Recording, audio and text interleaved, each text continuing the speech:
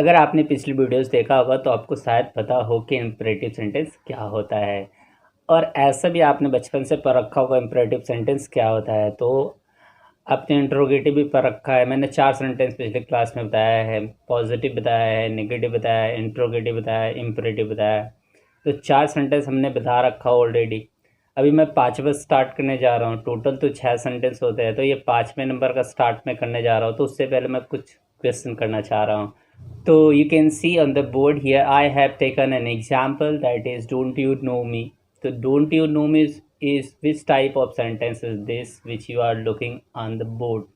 On your screen you are looking, which sentence is this? Can you find out? अगर आपको जवाब मिल जाता है तो आप हमारे कमेंट बॉक्स में कमेंट करो। मैं आगे की चैप्टर स्टार्ट करता हूँ। आपने अपने सोसाइटी में देखा होगा किसी को गाली देते हुए, किसी को आशीर्वाद देते हुए, किसी को अच्छी बातें कहते हुए, किसी को बुरी बातें कहते हुए। तो बहुत सारी चीज़ आपने देखा होगा। तो वहाँ से you can get the practical example. If you really want to find out sentence, you have to careful in your locality what is going on, the practically what is going on. तो चलिए मैं बताता हूँ ये क्या होता है। Optative का अर्थ होता है इच्छा या आशीर्वाद वाचक वाक्य। इच्छा या आशीर्वाद यानी विश, प्रे, कर्स, ब्लेज।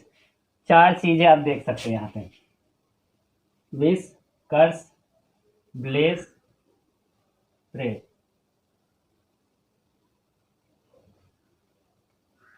तो अब आप यहाँ पे देख सकते हैं 4 चीज़ें, wish, curse, Blaze, pray. Wish का अर्थ होता है इच्छा, कर्स मीन्स श्राप, ब्लेज मीन्स आशीर्वाद और प्रे मीन्स प्रार्थना। तो अब आप हिंदी भी समझ गए हैं। तो ये इस 4 चीज़ों को आपको याद रखना है, इन्हीं 4 चीज़ों को, wish, curse, Blaze, pray, wish, curse, Blaze, pray, wish, curse, Blaze, pray. तो कैसे याद रखना, आप समझ गए ना, 4 चीज़ें। तो आप अगर इसे याद रखते तो आपको ऑप्टेटिव भी याद रहेगा। तो a sentence which shows wish, curse, bless and pray is called optative sentence. तो अब आप समझ गए ना किसे कहते हैं, ऑप्टेटिव किसे कहते हैं, ये तो आप समझ गए होंगे। लेकिन अब मैं आपसे पूछूं कि अगर आपके बगल में ऑप्टेटिव खड़ा हो तो आपको कैसे पता लगाना है कि ये ऑप्टेटिव है। अगर आपको ऑप्टेटिव सेंटेंस फाइंड आउट करने कहा जाता होगा तो आप क्या करते होंगे, तो आप उसे पहले पढ़ते होंगे, फिर आप देखते होंगे क्या ये प्रे कर रहा है, क्या यह इसमें इच्छा शो कर रहा है, विश शो कर रहा है, प्रे, कर्स या फिर ब्लेज शो कर रहा है कि नहीं। उसके बाद आप फाइंड आउट करेंगे कि इज इट एन ऑप्टेटिव और नॉट। तो चलो मैं ऐसा कोई टिप्स देता हूँ जिससे कि आप देखते ही फाइंड करो it is an optative sentence. देख कर फाइंड आउट करना है। Even in a fraction of second you will be able to find out sentence. So let's watch here. For example से पहले हम लेंगे नोट। नोट क्या है भाई, तो नोट में इट बिगिंस फ्रॉम।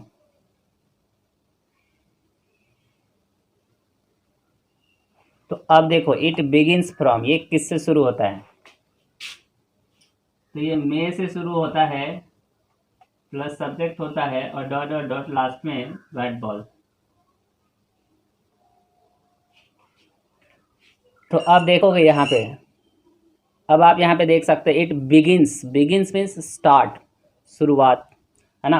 तो मई से शुरू होता है, मई से, समझ में आ गई ना, मई से शुरू होता है, जून जुलाई से नहीं, मई से याद रखना है। फिर बगल में क्या होता है, सब्जेक्ट होता है और लास्ट में क्या होता है, तो लास्ट में क्या होता है, तो बैट बॉल होता है, यानी कि मार्क ऑफ एक्सक्लेमेशन होता है। तो आप यहाँ पे देख सकते हो, अगर शुरू में मे हो और लास्ट में मार्क ऑफ एक्सक्लेमेशन हो तो आप कह सकते हैं क्या है, वो एक ऑप्टेटिव सेंटेंस है। देख कर फाइंड आउट करना है। तो चलो कुछ एग्जाम्पल लेते हैं। तो अब आप यहाँ पे देख सकते हैं मैंने कुछ एग्जाम्पल लिया है कि may you pass the exam. तो ये क्या है, ये एक ब्लेज है, ब्लेज, कि मैं आपको ब्लेज कर रहा हूँ, यू आप पास कर जाओ एग्ज़ाम को, यहाँ पे ब्लेज दे रहा है, आप समझ गए ना। आगे क्या है, मे योर हबी डाई। हबी का अर्थ क्या होता है, हबी मीन्स हस्बैंड, यानी कि तुम्हारा पति मर जाए। तो ये क्या है, इट इज़ अ कर्स है। Next here, may I win $100 million। तो ये क्या है, may I win $100 million। It is a wish, हमारी इच्छा है कि काश हे भगवान हम जीत जाएं 100 100 करोड़ डॉलर मैं जीत जाऊं, तो ये क्या है, ये एक विश है, इच्छा है। प्रार्थना कैसे होगा, तो may God save the people in this corona virus situation. तो ये क्या है, ये एक प्रे है, प्रार्थना कर रहे हैं लोगों के लिए। ओके, सो आई होप कि ये आपको समझ में आ गया होगा। तो चलो एक मैं सवाल पूछता हूँ, अब यहाँ पे देख कर बताना जरा कि क्या ये कौन सा सेंटेंस। तो आप कहेंगे कि ये ऑप्टेटिव सेंटेंस, क्योंकि मे से स्टार्ट है ना सर, मे से स्टार्ट है तो क्या सारा ऑप्टेटिव हो जाएगा। जैसा कि all that glitters is not gold, यानी कि हर चमकने वाली चीज़ सोना नहीं होती है। डार्किंग बार्किंग डॉग्स सेल्डम बाइट, यानी भौंकने वाले कुत्ते काटते नहीं हैं और गरजने वाले बरसते नहीं हैं। समझ में आ रही है ना सारी बातें। उसी तरह से हर में से स्टार्ट होने वाला ऑप्टेटिव नहीं होता।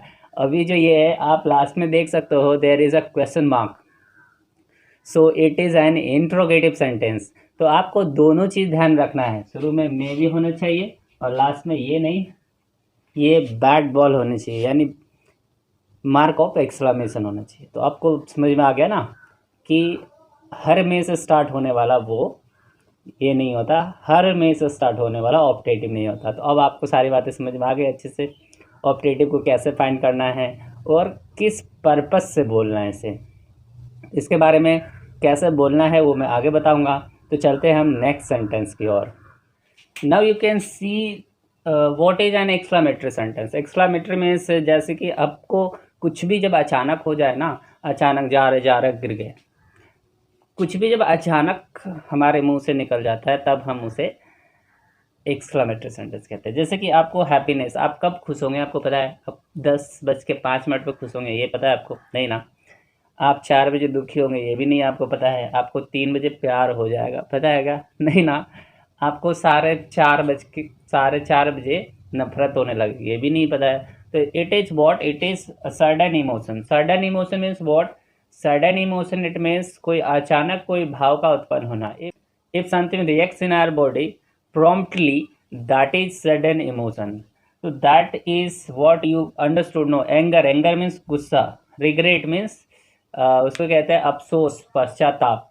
तो आप समझ गए ना कि कैसे आप सेंटेंस को फाइंड करेंगे। यानी कि अभी तो आपको फाइंड करने नहीं आया, अभी आपको डिफाइन करने के लिए मैंने बताया। तो अभी हमने डिफाइन करने के लिए बताया है, अभी आप चलते हैं कि कैसे फाइंड करना है। तो फाइंड करने के लिए बहुत ही इजी और सिंपल तरीका है, तो बने रहिए मेरे साथ। तो हमने पहला तरीका बताया है एक्सक्लामेटरी सेंटेंस स्टार्ट करने का। तो आप यहाँ पे देख सकते हैं, it begins from exclamation word. Exclamation word क्या होता है, तो ऐसा वर्ड होता है जिसके बगल में एक बैट बॉल लगा होता है। ये वाला जब चिन्ह लगा हो, इस तरह का जब चिन्ह लगा हो तो आप समझ जाए वो एक जब ऐसा चिन्ह लगा हो तो आप समझ जाएं कि वो एक एक्सक्लामेशन वर्ड है, यानी बैट बॉल दोनों रहेगा। तो जिस वर्ड के बगल में आप देख सकते हैं यहाँ पे एक्सक्लामेशन वर्ड फाइंड करना बहुत ही आसान है। तो आप यहाँ पे बोर्ड पे देख सकते हैं, हर एक वर्ड के बाद यहाँ पे एक मार्क ऑफ एक्सक्लामेशन लगाया गया है। आप देख सकते हैं, वाव है, हुर्रे है, फाई है, हर्ष है, आह, ओह, अलास, ब्रावो, ईटीसी। बहुत सारा जो वर्ड्स होता है, तो वर्ड्स को कैसे पहचानेंगे आप, तो सिर्फ और सिर्फ आपको उसके बगल में एक बैट बॉल का चिन्ह देखना है। अगर ये मिलता है तो वो एक एक्सक्लामेशन वर्ड है, और ये वर्ड किसी भी सेंटेंस में यूज़ कर लेते हैं तो वो एक्सक्लामेटरी सेंटेंस बन जाता है। तो अब आपको समझ में आ गया होगा कि एक्सक्लामेटरी सेंटेंस कैसे फाइंड करना है। तो आप देख सकते हैं यहाँ पे सेंटेंस में हमने एक एग्जाम्पल लिया है, wow you are looking hot, you are looking hot. तो यहाँ पे गर्मी का समय भी आ गया, तो हॉट लुकिंग। हर्ष का अर्थ क्या होता है, हर्ष का अर्थ होता है चुप, silent. Exam is going on, Harsh exam is going on, यानी कि चुप हो जाओ, परीक्षा चल रही है। तो अब आप समझ गए ना कि कैसे। ये देखिए अब शुरू में ही हमने इसको यूज़ कर लिया है एक्सक्लेमेशन वर्ड का, इस कारण से ये हो गया विस्मयादि बोधक वाक्य। तो ये हमने लिखा यहाँ पे नंबर ए, ये पहला तरीका है फाइंड करने का एक्सक्लेमेटरी। अभी हम दूसरा तरीका बताने जा रहे हैं कि कैसे एक्सक्लेमेटरी को फाइंड करेंगे। पहला तरीका हमने बताया जिसमें हमने बताया कि एक्सक्लेमेशन वर्ड को देखना है, अगर वो सेंटेंस में यूज़ हुआ है तो वो एक्सक्लेमेटरी सेंटेंस है। तो अब दूसरा तरीका क्या है वो मैंने यहाँ पे लिख रखा है। दूसरा तरीका है कि वॉट या हाउ से स्टार्ट होगा और उसके साथ नाउन या फिर एडजेक्टिव यूज होगा। तो चलते हैं जानते हैं कैसे यूज होगा। वॉट के साथ नाउन का यूज़ किया जाएगा एंड हाउ के साथ एडजेक्टिव का। वॉट के साथ नाउन, हाउ के साथ एडजेक्टिव का यूज़ किया जाएगा। तो चलिए कुछ एग्जाम्पल लेते हैं, जैसे कि वॉट अ सॉन्ग, आपने सुना ही होगा, आपने सुना होगा वॉट अ सॉन्ग। तो यहाँ पर हमने लिखा है वॉट अ सॉन्ग, यानी कि क्या गाना है, क्या गाना है। आप सुन रहे होंगे और मुंह से अचानक निकलती है आवाज़ कि वाह भाई क्या गाना ही है। तो आपने सुना होगा और बोला भी होगा। तो आपको अगर इंग्लिश में आप बोलनी होगी तो आप बोलेंगे व्हाट अ सॉन्ग, क्या गाना है। व्हाट अ बॉय, क्या लड़का है। व्हाट अ मकर, क्या मकर है। व्हाट अ सेंटेंस, क्या सेंटेंस है। तो आप समझ गया ना। व्हाट अ वायरस, क्या वायरस है, इससे तो तबाह हो गया है। समझ गया ना कैसे आपको ऐड करना है। अब हाउ से देखिए,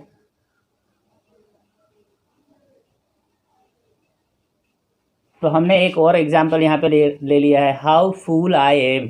हाउ फूल, कभी कभी क्या होता है कि हम गलती से किसी को देना 10 रुपये, मैं 20 रुपये लौटा देता हूँ, या फिर किसी को देना 10 रुपये, हमने 20 रुपये दे दिए, तो बाद में मैं कहता हूँ हम भी कितना बेवकूफ़ ही हैं, देना था 10 दे दिया 20। तो वही आप बोल सकते हो how fool I am, how stupid you are.